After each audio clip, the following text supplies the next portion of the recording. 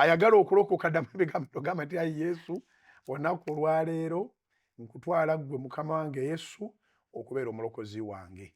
Mbadde wala naye olw'ekisa kyo n'omusaayi kaakati nsembezeddwa.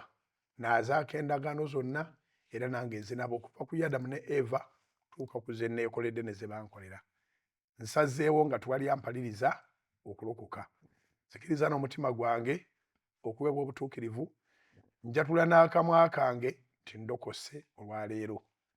Sangula amannya gange gave mu bitabo bya Geyeena, ogawandiike Mukama mu kitabo eky'obulamu obutaggwaawo.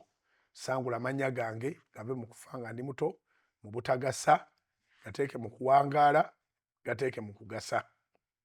Sangula amannya gange gave mu bwavu, gateeke mu bugagga obunaagasa obwakabaka bwo n'obw'ensi yange mwempangaalira. Ndokose, sikyadda mabega. Amiina. Weebale kulokokera mu pulogulaamu zawe, kusabira okunywera mu linnya lya Kristo Yesu Nazaresi. Noonya ekkanisa y'abalokole, genda obeeyanjulire, babe nga bakuyamba n'okubatizibwa n'ebigenda mu maaso ebirala, onywere otandike okuweereza Kristo.